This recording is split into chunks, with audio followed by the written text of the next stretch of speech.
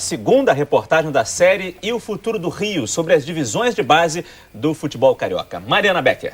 Dessa vez vamos falar sobre a estrela solitária, Márcio. O repórter Eric Faria mostra como está a estrutura do Botafogo.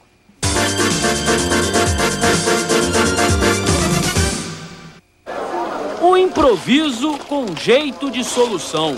O meião velho vira a bolsa de gelo. Ao mesmo tempo, o vestiário reformado está quase em perfeitas condições. O departamento médico já tem uma cara de departamento médico. Mas basta observar a van do futebol amador, herança da antiga diretoria, para perceber que o Botafogo de hoje convive com situações opostas. Aliás, como o preto e o branco na surrada bandeira no alto da antiga concentração. O presente e o passado recente. Há 3 meses, era esta a estrutura que o Botafogo oferecia aos jogadores das categorias de base. A sede de Marechal Hermes resistiu, só que tudo tem um preço. Muito difícil você fazer um jogador hoje no Botafogo, Felipe? Posso colocar que sim, Eric. A questão fica, hoje em dia, especificamente, até em função daquilo que a gente está encontrando aqui, muito a nível, né, do que é o potencial específico de cada um. Ou seja, se depender da estrutura, os alvinegros vão demorar a descobrir novos Mendonças, novos Nilson Dias.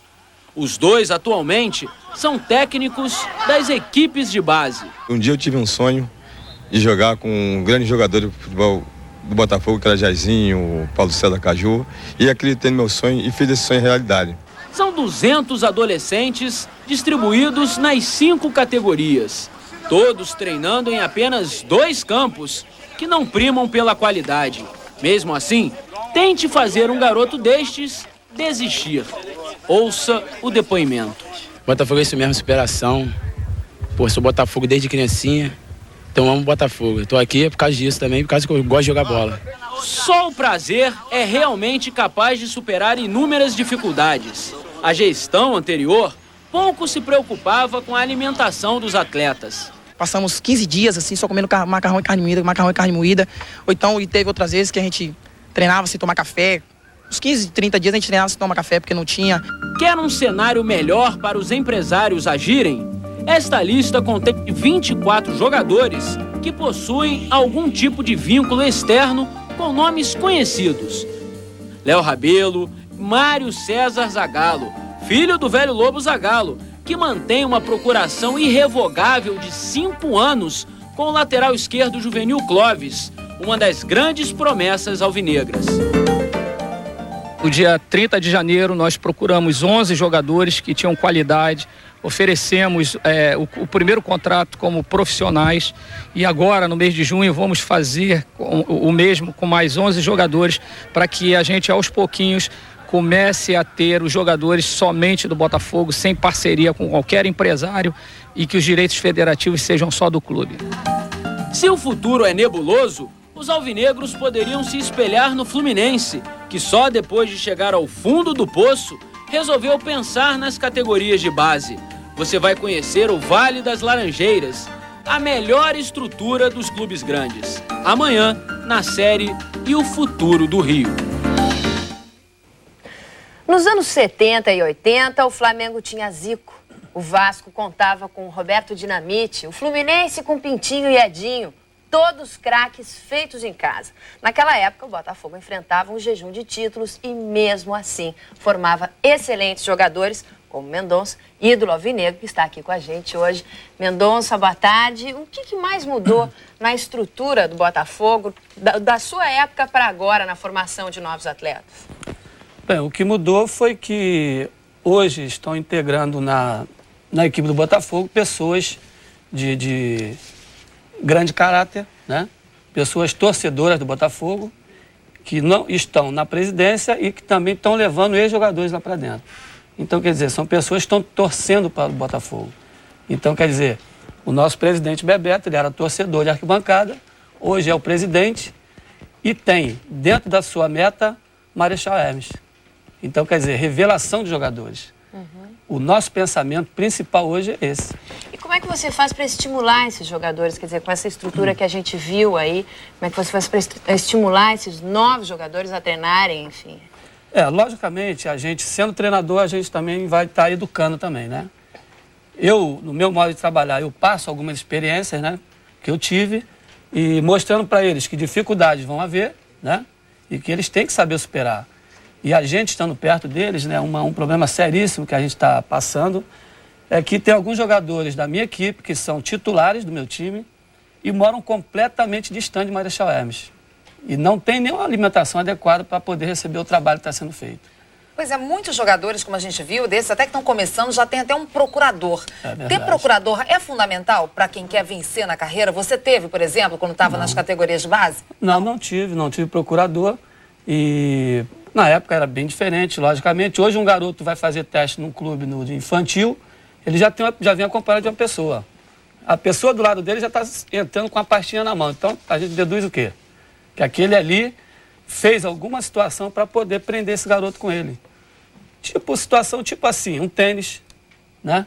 Dá um dinheiro mensal pro garoto. Mas a gente sabe que muitos procuradores abrem as portas também de grandes clubes, né? Isso. É verdade. E o pessoal costuma dizer que é mais uma coisa, falando do Botafogo, né? Essas peneiras que a gente faz, eles procuram outros clubes, esses jogadores procuram outros clubes.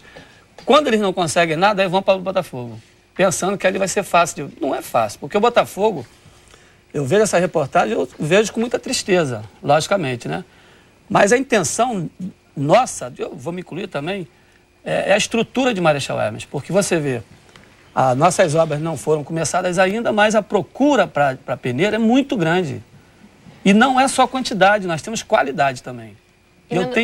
Perdão. Há uma preocupação do Botafogo em fazer com que esses novos jogadores tenham um vínculo direto com o clube e não com procuradores? Isso, nós tivemos já, assim que nós assumimos, né, o Botafogo, nós tivemos algumas reuniões e o pensamento do Bebeto é totalmente visado para isso aí. Totalmente visado. Porque não adianta, a gente trabalha, né, e o cara que toma conta dos interesses. Tá bom, muito obrigada pela sua participação aqui no RJ e outras notícias do esporte daqui a pouquinho no Globo Esporte. Globo Esporte, oferecimento ATL, cobertura 100% digital em todo o Brasil.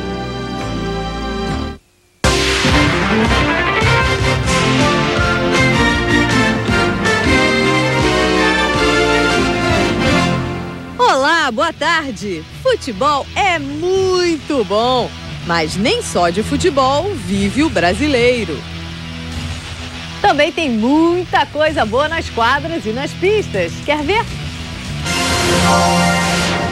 Um papo especial com Mineirinho, o pão de queijo voador. O desabafo de Marcelo Negrão depois do título brasileiro. E o flagrante de uma lambança na Stock Car.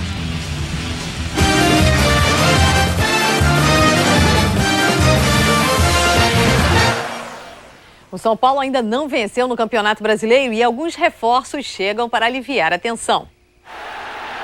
Vitória na Copa do Brasil, empate no Campeonato Brasileiro. Sabe como o São Paulo volta de Santa Catarina com esses dois resultados? Com o mesmo peso. Nós estamos na mesma situação que nós estávamos. Mas para alguns o peso aumentou e muito. Luiz Fabiano que o diga. Ele recebeu o terceiro cartão amarelo e o pior, perdeu o primeiro pênalti com a camisa do São Paulo. É sempre difícil o primeiro, viu? A cabeça tá inchada. A fase no São Paulo não é das melhores. São poucos os que podem comemorar por aqui. Na verdade, só 2 jogadores têm motivos para isso. Os felizados, claro, são os recém-chegados. O goleiro Flávio veio do Avaí e está emprestado até o final do ano. O meio-campo Carlos Alberto, ex-Botafogo, assinou contrato por 3 anos. Eles sabem que chegam numa época de muita cobrança no time, mas não se preocupam. É importante você ser cobrado, assim você não deixa as coisas caírem. Isso tudo é normal num clube grande como o São Paulo e é um clube que todo jogador sonha em jogar. Se você gosta de futebol, nada como encontrar com um campeão nacional para uma peladinha. Domingo de sol na praia de Copacabana, a galera se reúne para bater uma bolinha. Mas espera aí, essa bola não tá meio oval, não? A ideia é essa mesmo. O grandão aí é Damon Vaughan, jogador do Tampa Bay Buccaneers, atual campeão da Liga Profissional de Futebol Americano. Apesar do nome, do sotaque que você vai ouvir, ele é brasileiro. Comecei a jogar, apaixonei com o esporte, comecei a crescer também e fiquei mais forte e apaixonei com o jogo. Damon veio ao Rio ajudar na divulgação do futebol da bola oval e trouxe um dos melhores jogadores da liga, Tony Gonzalez, do Kansas City Chiefs. Passar da bola redonda para oval e vice-versa não é fácil. No futebol americano também tem pelada. São duas maneiras de praticar o esporte só por diversão. Uma delas é o flag football, sem contato físico. O objetivo da defesa é retirar uma fita que fica presa no calção do atacante. A outra maneira de brincar é fazer como os profissionais, só que sem equipamento. O objetivo aqui é mesmo derrubar o atacante. As duas modalidades são praticadas no Brasil e não só em peladas. Os times já se organizam em liga, com direito até a mascote. Tomara que a moda pegue, diz Tony. Com essa cidade bonita, gente boa e clima perfeito, é claro que um dia eu quero vir jogar aqui. Vários nomes do futebol brasileiro compareceram à noite de inauguração de uma instituição para carentes no Rio. Os tetracampeões Jorginho e Bebeto comandaram a festa. O jogador Kaká veio de São Paulo para dar uma força aos amigos. O evento também teve a presença de Marcelinho Carioca, do goleiro Júlio César e de Gilmar, zagueiro do Botafogo. No próximo bloco, surf e kitesurf. E mais informações do torneio de tênis de Monte Carlo.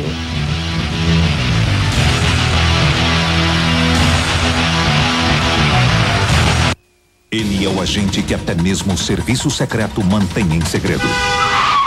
Mortal com as mãos. Oh, the old services you ballpoint. Click it twice.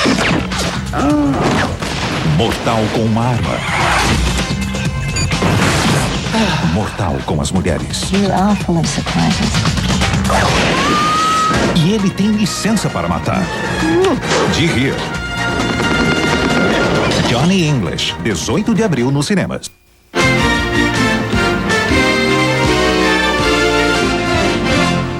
Sandro Dias fez bonito na etapa latino-americana dos X Games. O astro do skate radical não quer mais saber do apelido de Mineirinho. Isso é coisa do passado, até porque de mineiro não tem nada. Ele nasceu em Santo André. Ele não quer mais ser chamado de Mineirinho. Acha o apelido coisa de criança. Não é que eu fico bravo, mas é que, eu cresci já. Mineirinho era quando eu era pequenininho. Me chama de mineiro, não chama de Mineirinho. Então, Mineiro, ou simplesmente Sandro, foi ou não foi um fim de semana inesquecível? Era meu dia, eu acho. Porque, na verdade, nunca aconteceu isso comigo de eu participar de uma final de um campeonato e acertar as 3 voltas completas, assim, sem errar. Um telefonema atrás do outro, autógrafos, o carinho da namorada, Fabiola da Silva, uma água de coco na praia que o consagrou. E vida boa! Só que a rotina dos treinos vai voltar e aumentar. O ano está só começando para o mineiro. Mas antes dos X Games da Califórnia, em agosto, o Sandro Dias tem várias etapas do Campeonato Mundial para disputar. Esse ano, ele quer realizar o sonho de ser campeão do mundo. Já começou bem, né, mineiro? Já comecei bem, já venci a primeira etapa que teve na Austrália, agora venci essa do X Games latino-americano. E quero continuar assim até o final do ano, que ainda tem algumas etapas até o final do ano, inclusive o X Games em Los Angeles. E vou tentar manter essa regularidade de estar sempre me dando bem para tentar ser campeão mundial esse ano. Esse é o meu objetivo. Seria um título inédito para Sandro Dias. A consagração definitiva do ex-mineirinho, agora um ídolo do skate em todo o Brasil.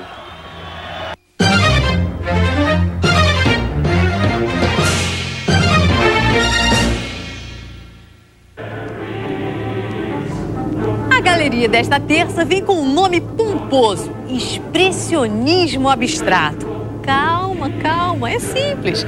O americano Jackson Pollock chocou o mundo na metade do século passado. Suas telas rabiscadas, nervosas, incomodavam. Muitos acharam um desenho de criança. Outros reconheceram nele uma busca pela energia da pintura. Expressionista porque os quadros berravam. E abstrato porque não tinham formas definidas. Mais ou menos igual aos malucos dos X Games. Durante o fim de semana, eles rabiscaram com seus skates, patins e bicicletas as pistas montadas na Praia do Leme. Abstraíram a noção da gravidade. E coube a Mineirinho, o campeão do skate vertical, a façanha de voar sem cair, mexendo com a emoção até dos postes de Copacabana. E nosso quadro, captado pelo cinegrafista Edson Magalhães, é Expressionismo Mineiro. Semana que vem tem mais. A entrada é franca.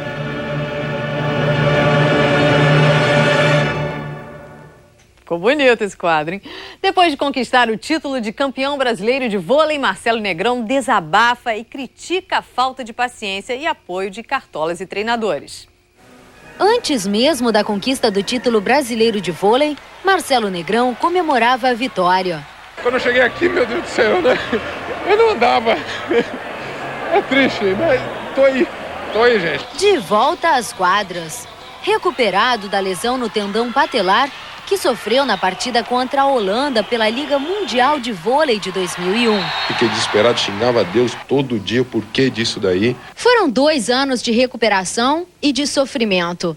Marcelo Negrão chegou a pensar em desistir, mesmo depois de 20 anos de carreira, 40 títulos conquistados. De 24 horas do dia, acho que 22 horas eu pensava. Era difícil, em parar de jogar. O problema no joelho de Negrão era o mesmo de Ronaldinho, o fenômeno. Mas, ao contrário do que aconteceu com o artilheiro do Penta... Muitas portas fechadas, Marcelo?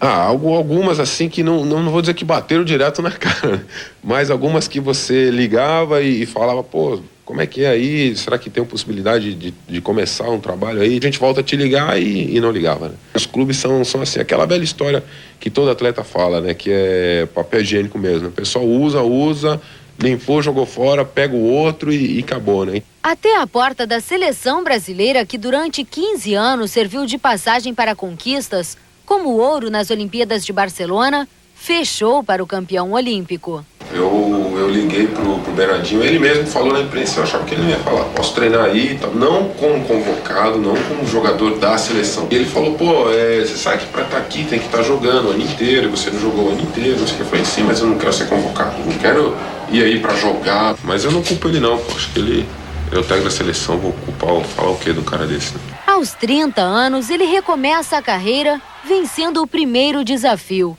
enchendo a mão de títulos. Marcelo Negrão é pentacampeão do Brasil, assim como Ronaldinho é do mundo. A gente deve ter alguma ligação aí, mas é muito legal ver ele vencendo e graças a Deus eu consegui vencer também.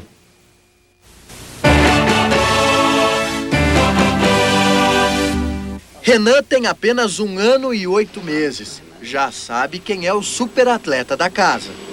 Papai. Ah, o papai tá ali. Com a bicicleta?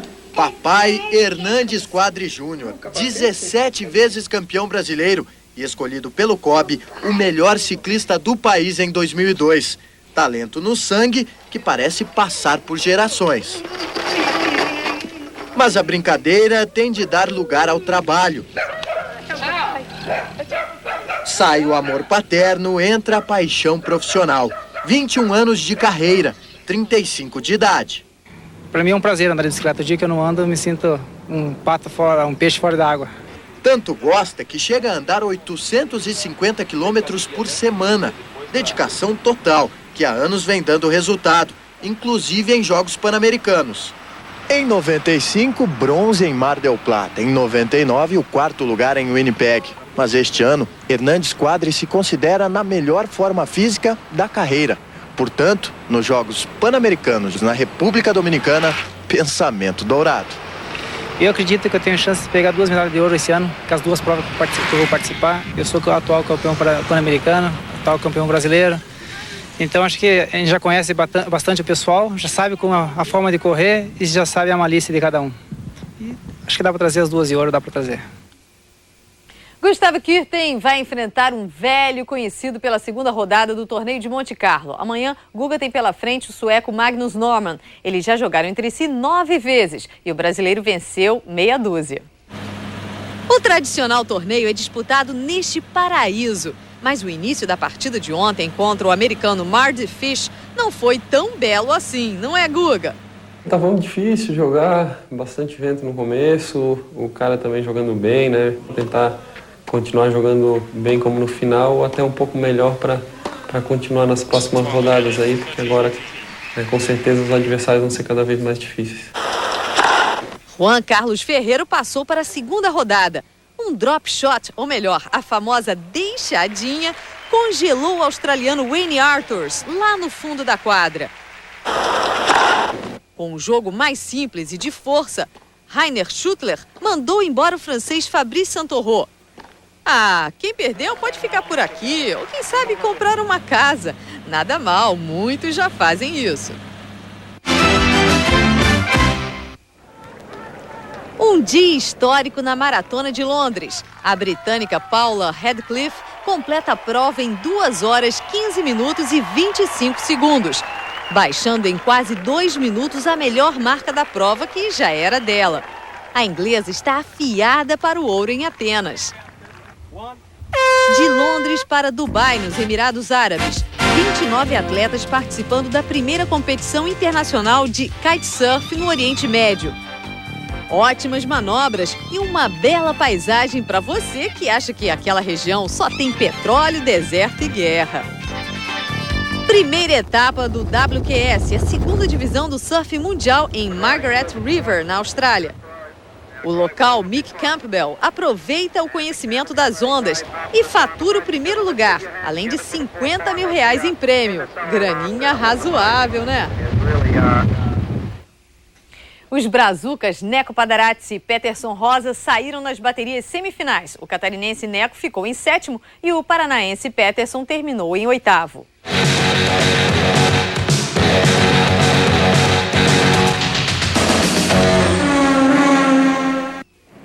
Segunda etapa da Stock Car em Campo Grande. Os carros saem dos boxes.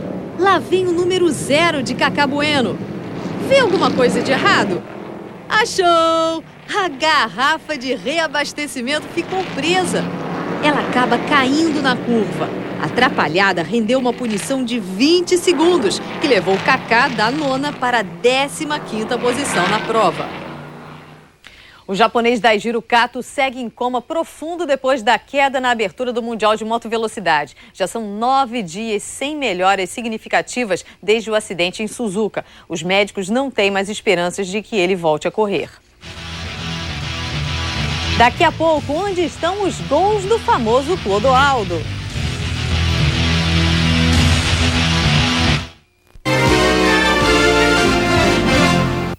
Daqui a pouquinho, Parreira convoca os jogadores que atuam no exterior para o amistoso da seleção contra o México, dia 30 em Guadalajara. Semana que vem, ele completa a lista com os atletas que atuam aqui no Brasil. A Tirson vai ser chamado porque Roberto Carlos é ausência certa. O lateral esquerdo foi expulso no jogo contra Portugal e suspenso provisoriamente.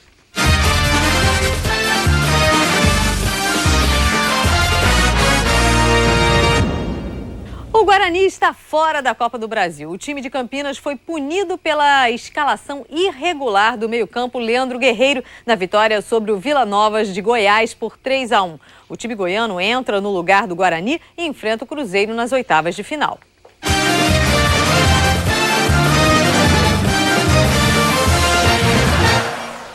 Rivalidade sadia. E na Bahia, a provocação é sempre regada com muito bom humor. Na atual balança, o tricolor está pesado, está caindo. A nossa câmera vasculhou as ruas de Salvador, mas está difícil ver camisa do Bahia. Tem um amigo que vai para a segunda divisão. Já tá com a calculadora na mão? Fazendo conta. A campanha? Péssima, horrível. Vamos ver se melhora, né? Cada jogo, um novo sufoco. Gol, só aquele com a colaboração de Júlio César. O time ainda não venceu e o pior, está na lanterna ao lado de Fluminense e Coritiba, com apenas 1 ponto marcado. A única conquista não é motivo de orgulho. Com 3 expulsões em 3 jogos, o Bahia é um dos campeões da indisciplina. Se não bastasse tudo isso, o torcedor do Bahia ganhou mais uma dor de cabeça. O rival Vitória está entre os líderes. A decepção tricolor é proporcional à alegria rubro-negra. A virada em cima do Vasco valeu a 2ª vitória no campeonato. O rubro-negro tem 7 pontos, Mesmo número de Cruzeiro, Flamengo, Atlético Mineiro e Internacional. Prefiro vitória lá em cima. Agora o Bahia estiver lá embaixo, a gente pisa mais ainda. O Bahia lá embaixo, melhor ainda. A torcida fica mais sorridente, mais alegre. Tá feio o negócio pro Bahia. Tchau, Bahia! Essa reportagem está chegando ao fim e a camisa tricolor ainda não apareceu. Já a rubro-negra, que sumiu nas comemorações de Adailton e Samir, está em todos os lugares. Alô, galera internauta, teremos mais um dia para a eleição do gol da rodada. É Dude Alessandro ou Zé Carlos? esportenaglobo.com.br/GE. Participe. O Flamengo rompeu o outono com estilo. Rubro-negro carioca é só alegria. 2 reforços chegando. Fabiano, Heller e Paulo Miranda. Eles vão encontrar um time cada vez mais entrosado. A fórmula da mudança tem nome e sobrenome.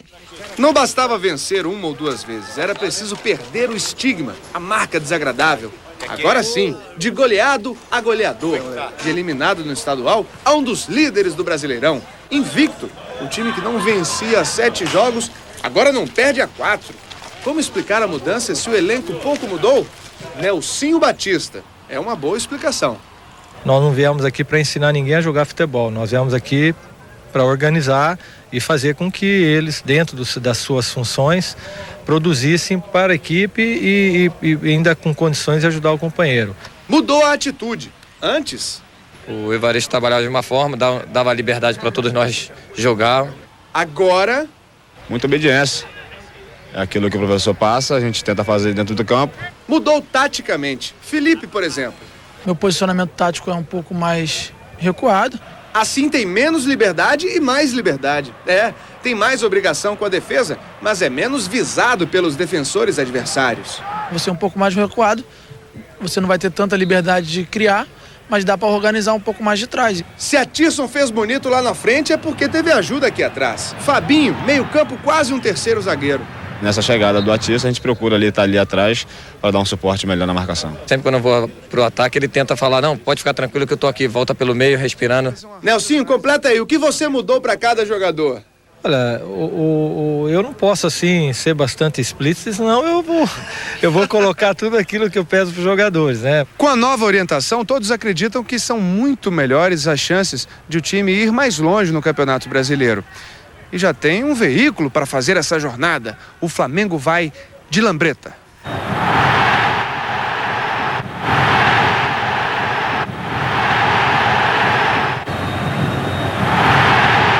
É a Lambreta, né? A Lambretinha de Fábio Baiano tem 66% de aproveitamento.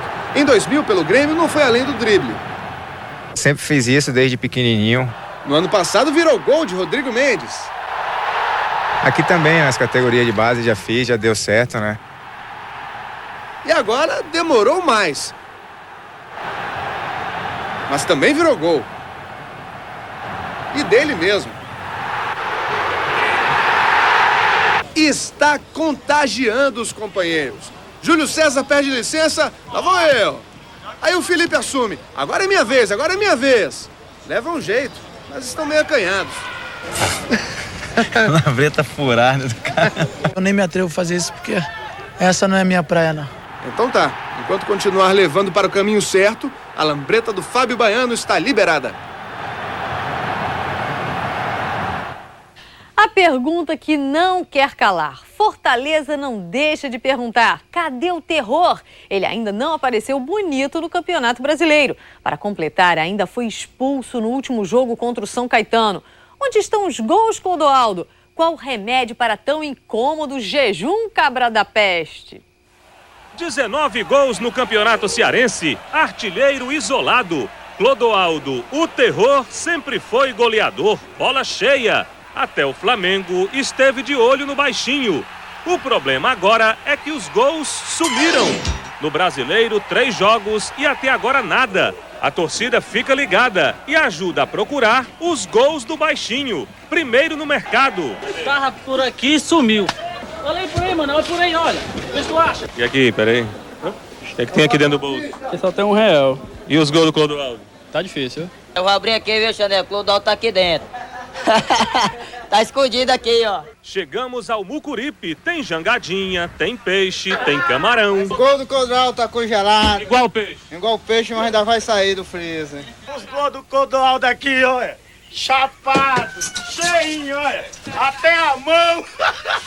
Passou o dia todo no mar. Viu os gols do Clodoaldo em alto mar? Vi não. Apareceu quem fosse procurar os gols do Clodoaldo em alto mar. Você vai? Vou.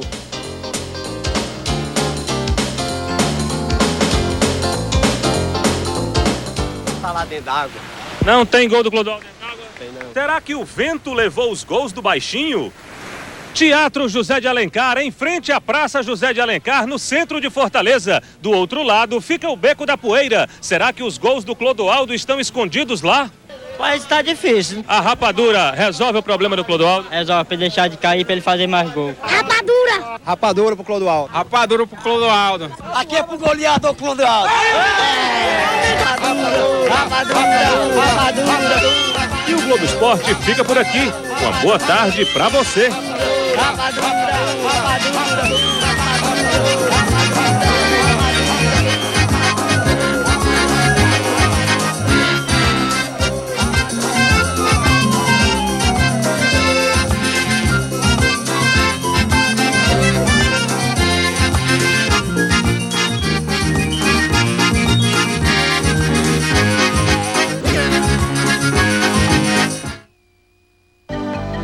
Globo Esporte, oferecimento ATL, cobertura 100% digital em todo o Brasil.